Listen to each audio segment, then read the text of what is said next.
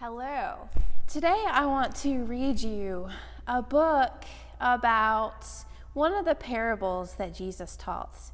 We know that a parable is a teaching story that Jesus would tell people back during the time that he was walking on earth during the New Testament. And when he wanted to teach a lesson, sometimes he would tell a story that would help him teach that. We learn from stories all the time, and Jesus knew that that was an outstanding way for people to start taking what he wanted to teach them and really start living it and learning it deep within their hearts. So you probably heard this parable. It's called the Good Samaritan. If you did virtual VBS with us this year, that was one of our days. We talked about that story that Jesus told. And it's a wonderful story that started out because a man asked Jesus, well, who is my neighbor? See, Jesus was saying, you got to love everybody. You got to love your neighbors. And so this man wanted to narrow it down. Who exactly am I supposed to love? And so Jesus told the story of the Good Samaritan to show that man and everyone else that we're supposed to love everyone. That everyone is our neighbor, just anyone who's around, not just those who look like us, sound like us, believe like us, that everyone is a neighbor. So I found this great book. It's called Who is My Neighbor? It's by Amy Jill Levine and Sandy Eisenberg Sasso. It's illustrated by Denise Turo, and it is published by Fly Away Books. It starts out, and I'm going to read this to you. It says, love your neighbor as yourself and love the stranger because you know what it was like to be a stranger. Once there was a town where only blues lived. There were navy and indigo, aqua and sapphire, powder blue and midnight blue. They planted irises and forget-me-nots and feasted on blueberries and blue cheese. They sailed on blue waters. Blue jays perched on branches and brilliant blue cracker butterflies shimmered. The blues thought they were the coolest color. The yellows lived in a different town. They were gold and bronze, lemon and mustard, canary and pale yellow. They planted sunflowers and daffodils and feasted on bananas and butterscotch pudding. They traveled on yellow brick roads, goldfinches perched on branches, and busy yellow jackets buzzed. The yellows thought they were the hottest colors. The blues and the yellows did not like one another very much. Be careful of the yellows. We are way better than they are. They are not our neighbors. They warned their children not to go near the others. Be careful of the blues. We are better than they are. They are not our neighbors. For years, the blues said there was no such thing as a good yellow, and the yellow said that there was no such thing as a good blue. One day, Midnight Blue put on his best blue helmet and got on his blue bike. He loved cruising under the bright blue sky and passing by the tranquil blue lakes, singing a bluegrass tune. Then, out of the blue, someone passed by close to Midnight Blue. And they passed so close that he lost his balance. Bump! Thump!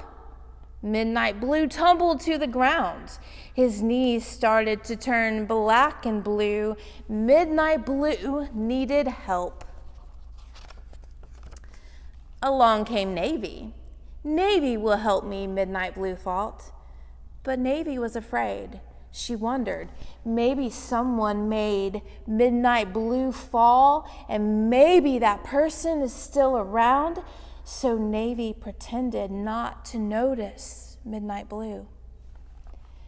Midnight Blue was surprised.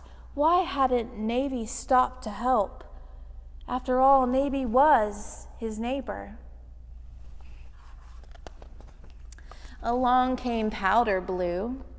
Powder Blue will help me, Midnight Blue thought. But Powder Blue wondered, did Midnight Blue get in a fight? Is the other person still around?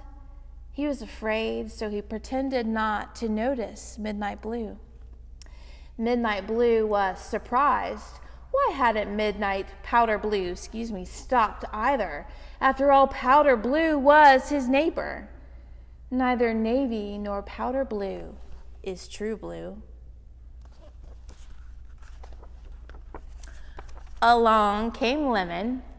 Oh no, a yellow, thought Midnight Blue. A yellow will only make things worse. Maybe this yellow will steal my books. But Midnight Blue wasn't the only one who was scared. Lemon worried about helping a blue. What if that blue wanted to trick her? What if that blue jumped up and took her bike? Maybe she should just hurry by.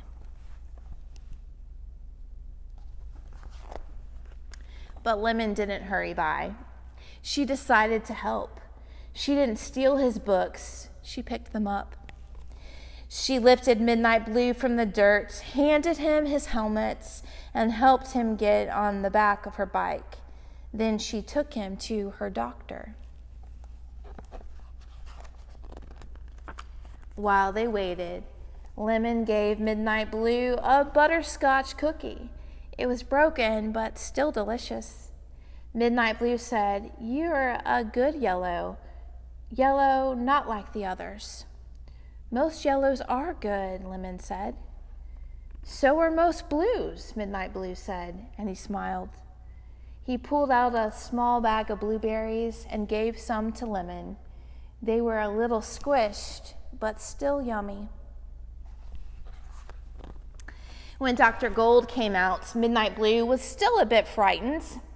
Dr. Gold was another yellow, but Dr. Gold smiled at him. She shined a light into his eyes, checked to make sure that nothing was broken, and put a bandage on each knee. Good as gold. Midnight Blue turned to Lemon and said, "Thank you for helping me. I would like to be your friend." Lemon nodded. "Of course, a good friend." When Midnight Blue returned to his town, he told all the blues what had happened. It was not at all what they expected to hear. He said Lemon did not pass by. Lemon did not look the other way. Lemon helped, and Dr. Gold did too. The blues thought, the yellows do not look like us or eat the same foods, but maybe the yellows can be our friends. When Lemon returned to her town, she told all the yellows what had happened. It was not at all what they expected to hear. She said Midnight Blue wasn't mean at all. He was thankful. He shared his blueberries, so sweet. From now on, we are going to be friends. The yellows thought, the blues do not know our songs or grow our plants, but maybe we can help the blues, and the blues can help us too. From that time on, the blues and the yellows began to say, maybe we don't have to look alike or even live nearby. Perhaps we will like hearing new songs and tasting new foods. We might like making new friends. Maybe we can all help one another. Maybe, said Midnight Blue. Lemon smiled. Maybe, just maybe. The end. You know, this book and the story of the Good Samaritan is such an important one.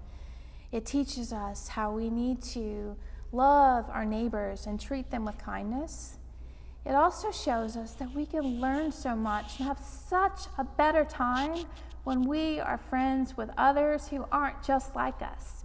We can learn from one another, we can grow, and we can be helpers. And all along, we can be showing God that we love God and we love others.